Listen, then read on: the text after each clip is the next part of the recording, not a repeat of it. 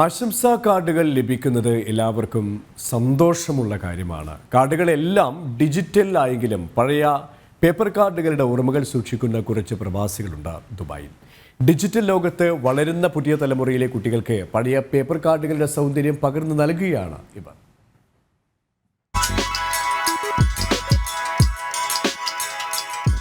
പ്രിയപ്പെട്ടവർക്ക് ആശംസകൾ കൈമാറുന്ന ഗ്രീറ്റിംഗ് കാർഡുകൾ ഡിജിറ്റൽ മെസ്സേജുകൾക്ക് വഴിമാറിയിരിക്കുന്നു.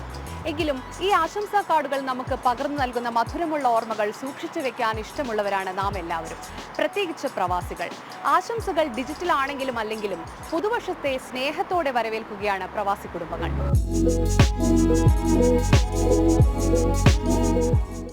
ക്രിസ്മസിനും ഓണത്തിനുമൊക്കെ മുടങ്ങാതെ കിട്ടിയിരുന്ന ആശംസാ കാർഡുകൾ 8-10 വർഷം മുമ്പ് വരെ പതിവായ കാഴ്ചയായിരുന്നു.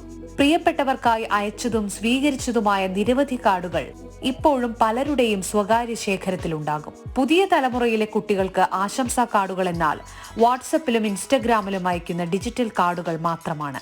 അവർക്ക് സ്വന്തം കൈപ്പടയിൽ തയ്യാറാക്കുന്ന ആശംസാ കാർഡുകളുടെ മാധുര്യം പകരുകയാണ് പ്രവാസികളായ ഏതാനും വീട്ടമ്മമാർ.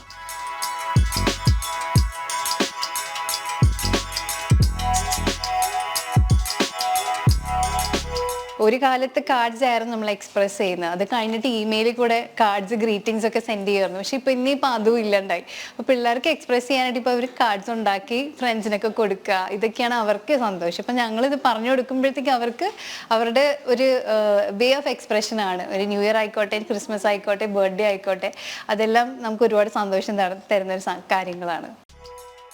ഓരോ വിശേഷാവസരങ്ങളിലും കുട്ടികൾ സുഹൃത്തുക്കൾക്ക് നൽകാനുള്ള കാർഡുകൾ തയ്യാറാക്കുന്നു.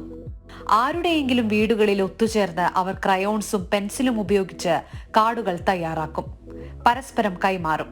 സ്വന്തമായി തയ്യാറാക്കുന്ന കാർഡുകൾ കൈമാറുന്നതിലൂടെ കുട്ടികളിലും ആ സന്തോഷം പകർത്തപ്പെടുന്നുണ്ട്. ഗ്രീറ്റിംഗ്സിന് കൂടാതെ ഞങ്ങളുടെ സമയത്തൊക്കെ പോസ്റ്റ് കാർഡ് ഉണ്ടായിരുന്നു. ഇപ്പോൾ സമയത്ത് പോസ്റ്റ് കാർഡ് എന്താന്ന് പോലും കുട്ടികൾക്ക് അറിയില്ല. കാരണം പറഞ്ഞു കൊടുക്കേണ്ടി വരും. ഇപ്പോൾ വാട്സപ്പ് അതൊക്കെയൊക്കെ വരുമ്പോൾ പോസ്റ്റ് കാർഡ് എന്താണെന്നല്ല അറിയില്ല. അപ്പോൾ ഞങ്ങൾ ഇപ്രാവശ്യം നാട്ടിൽ പോയപ്പോൾ കുട്ടികൾക്ക് പോസ്റ്റ് ഓഫീസിൽ പോയി പോസ്റ്റ് കാർഡ് വാങ്ങി, അങ്ങനെ രണ്ടുപേരെയും എഴുതി, അങ്ങനെ അങ്ങോട്ടും ഇങ്ങോട്ടും അയച്ചു. അത് കിട്ടിയപ്പോൾ അവർക്ക് ഭയങ്കര ഒരു എന്തോ അറിയില്ല അതിനെക്കുറിച്ച്. അപ്പോൾ അതൊക്കെ കിട്ടിയപ്പോൾ അവർക്ക് ഭയങ്കര ഒരു സന്തോഷം. ആശംസകൾക്കൊപ്പം ഓർമ്മകളും പ്രതീക്ഷകളും നിറഞ്ഞതാണ് പുതുവർഷം. അത്തരം ഓർമ്മകൾ കൂടിയാണ് ഓരോ കാർഡുകൾക്കൊപ്പവും സൃഷ്ടിക്കപ്പെടുന്നത്. ദുബായിൽ നിന്നും രഞ്ജിത്ത് പുലാശ്ശേരിക്കൊപ്പം ദിവ്യ ഹരിദാസ്, ജനം.